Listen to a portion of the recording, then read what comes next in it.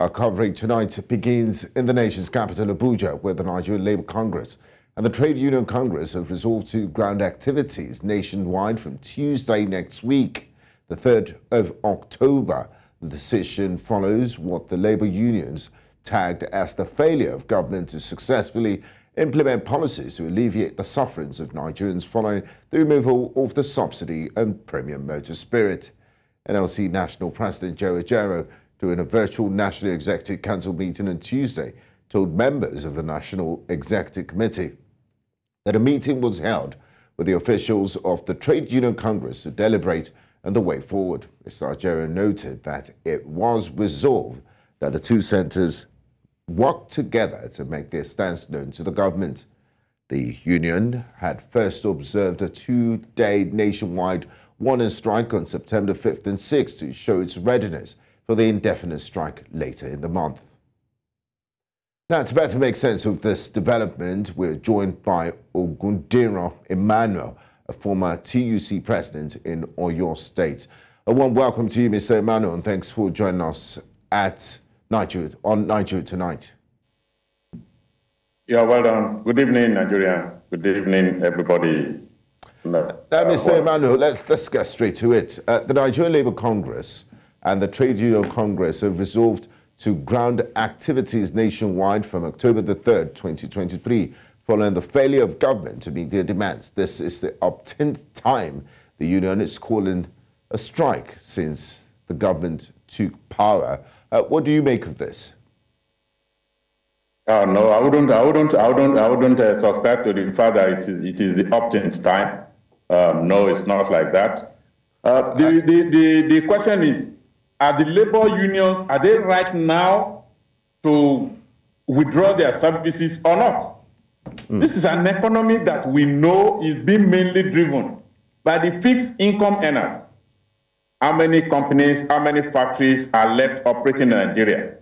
So when you now increase the price of almost everything, making life to become unbearable for an average Nigerian worker, and you are not increasing no effort to increase the disposable income for an average Nigerian worker to procure and purchase whatever even the remaining companies are manufacturing. What will happen? You see, many people don't know that workers, we have no other country that we can call ours. We don't have that money to run outside this country. So we must do everything to salvage this country. And since those are the aim of affairs now, they are behaving as if nothing concerns them because they have this free money. It is not for the option time. All what has happened was there was a warning strike. And I'm very happy now that the two labor centers, they know that there is always a common enemy, and that is the employer. In this regard, the federal government, that is the largest employer of labor in the country, which should not be so. If the work environment has been conducive, it is the private sector that's supposed to lead, that's supposed to be the largest employer in a country like Nigeria. Now, Mr. Emmanuel, let's look at the grievances. You say the Nigerian government has not acted right in its treatment of Nigerian workers following the removal of fuel subsidy. That's one of the grievances of the labour union. They've demanded for 200% increase in salaries. And then on the other side, the government too, I remember Mr. President came outside to address the nation and, rolled out some measures that will alleviate the pains that Nigerians are going through as a result of the removal of the fuel subsidy. Do you think Labour's demands are reasonable, looking at the current socio-economic reality? And do you also think the government has done enough with what it said it will do, the CNG buses and the 5 billion naira to each state? Is it enough to assuage the sufferings of Nigerians?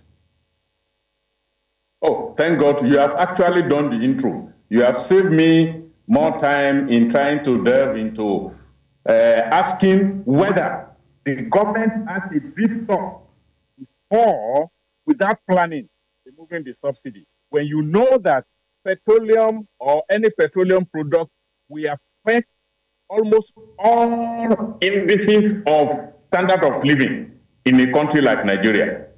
What have they done? They promised boss. Have they done it? Look, workers are not actually looking for a new minimum wage for now. What an average Nigerian worker is looking for is a wage award or a wage adjustment that will, in the instant, please have a positive influence on the disposable income of the workers, whereby workers will now be able to meet all their specifics. Has the government done this? What has the government done to reduce tax? What has the government done? Look at our epileptic electricity, for God's sake. And the petroleum with which we use to power generator is nowhere to be found. So these are some of the factors. I don't want to even break it down, just like the government, all what the government is planning is buying of time. Is their palliative as good as the excruciating pain that the removal has caused an average Nigerian worker? No. And therefore, what we have seen, the government is trying to work on minimum wage. Minimum wage is a matter of law, whether they like it or not. By next year, there will be another minimum wage. But what the workers are waiting for now is a wage award. A minimum wage will go, the draft bill will go to the House, the two houses will deliberate on it, and before it becomes a law, once it becomes a law, as assented to by Mr. President, it will go to all the states. Look, all this, another Nigerian worker will have, workers are dying by day. So, how will a listening government, how will a proactive government react in such a manner? A government that has put the cart before the horse. You have done what you are not supposed to do, planlessly,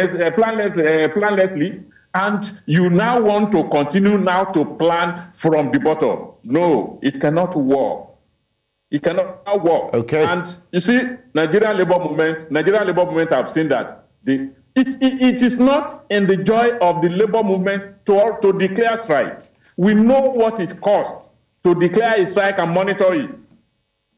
But it's always the last resort. And when you know that the employer, in this case, the federal government, fails to listen, fails to heed to all reasonable.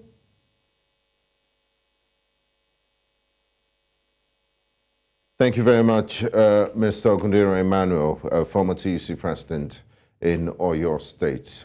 It was nice talking to you on Nigeria Tonight. Now.